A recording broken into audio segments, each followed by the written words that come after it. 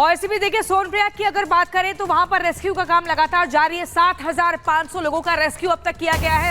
SDRF, NDRF, सेना के जवान लगातार जुटे हुए हैं फंसे हुए लोगों को एयरलिफ्ट करने में, उनको सुरक्षित जगह पर पहुंचाने के लिए। और आपको बता दें ये आंकड़ा 7,500 का बताया जा रहा है, बढ़ भी सकता है। लैंडस्लाइड और भारी बारिश की वजह से सड़कें तबाह हो गई थी जिसमें कई लोग फंस गए थे। आपको ग्राउंड जीरो से तस्वीर दिखाते हैं।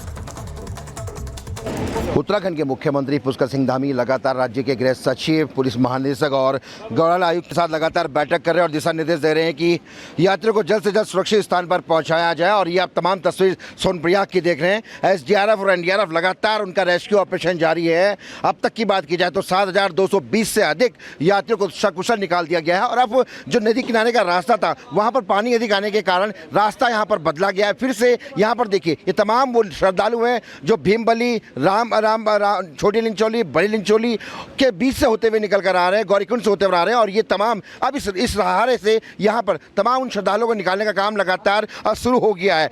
अभी तक बताया जा रहा है कि लगभग 1000 के आसपास जो श्रद्धालु है वो अभी ऊपर फंसे हुए हैं। हालांकि वहाँ पर भोजन की और की व्यवस्था प्रशासन द्वारा की गई है। वहाँ पर उनको फूड्स के पैकेज लगातार भिजवाए जा रहे हैं। ये तमाम आप तस्वीर देख सकते हैं अपनी टीवी स्क्रीन पर। ऊपर पहाड़ से लगातार ये लोग आ रहे हैं। गौरीकुंड, भीमबली, छोटी लिंचोली, बड़ी लिंचोली, रामबाड़ा, वहाँ से ये लोग लगातार आ रहे हैं। और अब तक जो जानकारी मिल रही है वो लगभग 1000 से अधिक लोग वहाँ पर हो सकते हैं। आप कहाँ से पहुँचे, कहाँ से आए? गौरीकुंड। क्या सिचुएशन है? सिचुएशन नॉर्मल है। नॉर्मल है। क्या सिचुएशन? नॉर्मल है गौरीकुंड। जी। कितने लोग फंसे हैं अभी वहाँ बहुत है, थोड़ा बहुत है, ज़्यादा कोई खास नहीं है। ज़्यादा यहाँ पे 20-25 आदमी है। 20-25 आदमी। ठीक है स्थिति है? जी ठीक है, सीधा अभी। ठीक है। कहाँ से आए? नेपाल से सर। नेपाल से। क्या स्थिति है ऊपर? स्थिति तो गंभीर ही है। ऐसे आदमी चलने के लिए, सामान के साथ चलने के लिए थोड़ा आदमी चल नहीं पाएगा। अभी तो होंगे सर 400-500 लोग हैं। लगातार रेस्क्यू एसडीआरएफ कर रहा है। लोग अपना जो श्रद्धालु लगातार वहाँ से निकल रहे हैं। और अब तक की अगर बात की जाए तो एसडीआरएफ और एनडीआरएफ का रेस्क्यू ऑपरेशन लगातार जारी है। और 7,500 से अधिक श्रद्धालु अब तक की बात की जाए इतने श्रद्धालुओं को निकाला जा चुका है। इसके साथ ही 150 जो लोग हैं उन्होंने ये कहा है कि उनका अपने परिजनों से संपर्क नहीं हो पा रहा है। वहीं उत्तराखंड पुलिस प्रशासन ने कहा कि नेटवर्क कनेक्टिविटी की दिक्कत है। एक बार रेस्क्यू ऑपरेशन पूरा हो जाएगा उसके बाद लगातार आगे की कार्रवाई होती रहेगी। और इधर केदार घाटी से भी तस्वीर सामने आई है जहां बादल फटने के बाद पुल बह गए हैं और उसके बाद से ही लगातार वहां पर जो लोग फंसे हुए हैं उन्हें निकालने के लिए स्थानीय पुलिस और एनडीआरएफ की टीम जो है जुटी हुई है। और कोशिश यही की जा रही है कि जो लोग फंसे हुए हैं उन्हें सुरक्षित जगहों पर पहुंचाया जाए। जो तस्वीर सामने आई है देखिए, उत्तर से लेकर दक्षिण तक, पहाड़ से लेकर मैदान तक इस वक्त कुदरत का भयानक रूप देखने को मिल रहा है। और इस मौसम की दहाड़ के आगे हर कुछ बेबस नजर आ रहा है। ये तस्वीर आपको केदार घाटी की दिखा रहे हैं जहां बादल फटने की वजह से संपर्क मार्ग जो है सड़कों का वो पूरी तरीके से टूट चुका है और कई लोग फंस चुके हैं। और कैसे उन लोगों को बचाया जा रहा है, रेस्क्यू किया जा रहा है और क्या वहां पर कठिनाइयां इस वक्त होगी, इन तस्वीरों को आप देखकर समझ सकते हैं। क्योंकि पहाड़ी इलाका और इस पहाड़ी इलाके में किस तरीके से यहाँ पर रेस्क्यू ऑपरेशन को अंजाम दिया जा रहा है और कितनी बड़ी चुनौती वहां पर टीम के लिए है, ये आप खुद तस्वीरों को देखकर समझ सकते हैं। ये 3 तस्वीरें रुद्रप्रयाग की है, केदारनाथ की है, सोनप्रयाग की है, जहां पर बादल फटने की वजह से भारी तबाही देखने को मिल रही है। लेकिन यहां पर कोशिश ये हो रही है कि जो भी लोग फंसे हैं उन्हें जल्दी से जल्दी सुरक्षित स्थानों पर पहुंचाया जाए, किसी भी तरीके का कोई भी जनहानि ना हो, ये टीम की तरफ से कोशिश जारी है। और इस बीच एक और बड़ी खबर, उत्तराखंड में लैंडस्लाइड से अब तक 159 सड़कें बंद हो चुकी हैं। पहाड़ का मलबा आने की वजह से सड़कें बंद हुई है। चमोली, पिथौरागढ़, देहरादून ज्यादा प्रभावित है। उत्तरकाशी, नैनीताल, अल्मोड़ा जिला भी प्रभावित बताया जा रहा है। कुल मिलाकर 159 सड़कें जो उत्तराखंड में लैंडस्लाइड के बाद बंद हो चुकी हैं, काफी प्रभावित बताई जा रही है। कहीं पर पहाड़ का मलबा गिरा है तो कहीं पर रास्ता पूरी तरह से बंद हो चुका है। बिल्कुल संपर्क मार्ग एक और बड़ी खबर उत्तराखंड से सामने आ रही है, जहां लैंडस्लाइड से 159 सड़कें जो है वो बंद हो चुकी है। पहाड़ का मलबा आने की वजह से सड़कें पूरी तरीके से बंद हो गई है और लोगों को भारी परेशानी हो रही है। कहां पर देखिए सड़कें टूटी है वो हम आपको बता दें। चमोली, पिथौरागढ़, देहरादून सबसे ज्यादा प्रभावित हुआ है। इसके अलावा उत्तरकाशी की बात कर ले, नैनीताल, अल्मोड़ा जिला प्रभावित हुआ है। तो तमाम ये जिले हैं जहां सबसे ज्यादा मौसम की दहाड़ का असर जो है वो इस वक्त दिखाई दे रहा है। और रुकते हैं यहाँ पर छोटे से ब्रेक के लिए। ब्रेक के बाद सपा नेता के गुनाहों का हिसाब शुरू हो चुका है। बने रहिए रिपब्लिक भारत के साथ। 300 से ज्यादा लोगों की मौत हुई।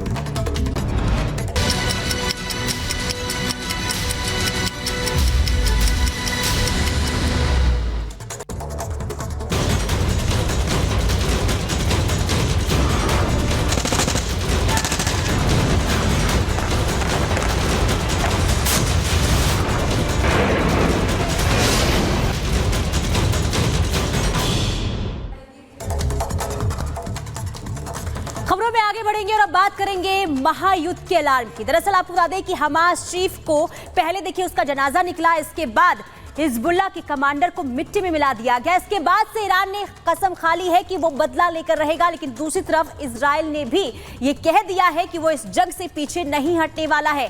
लेकिन सबसे अहम बात ये कि इस वॉर में आपको बता दें कि अब सुपर पावर देश यानी कि अमेरिका भी एंट्री लेने जा रहा है, जिसके बाद से अब महाईस्ट में भी लोग जो हैं उनके अंदर काफी चिंताएं सताने लगी है कि अब आखिर क्या होने वाला है। रिपोर्ट के जरिए आपको दिखाते हैं किस तरीके से दोनों ही तरफ से तैयारियां शुरू कर दी गई है।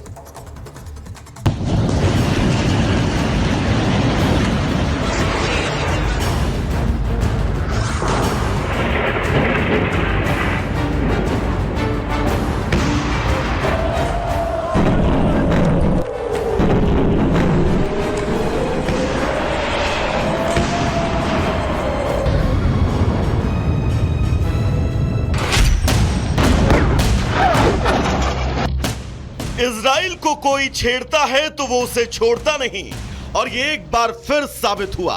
48 घंटे पहले हमास चीफ और फिर हिजबुल्लाह कमांडर को जहन्नुम भेजने के बाद भी इजराइल ईरान की कमर तोड़ने का काम कर रहा है। अब इजराइल ने सीरिया के अंदर अल-कुसैस के पास अल-डाबा हवाई अड्डे को निशाना बनाया। बताया जा रहा है कि एयरपोर्ट ईरान और क्षेत्रीय आतंकवादी समूहों के लिए एक लॉजिस्टिक हब के रूप में काम कर रहा था। इस हमले में इजराइल ने हिजबुल्लाह और ईरानी मिसाइलें तबाह कर दी।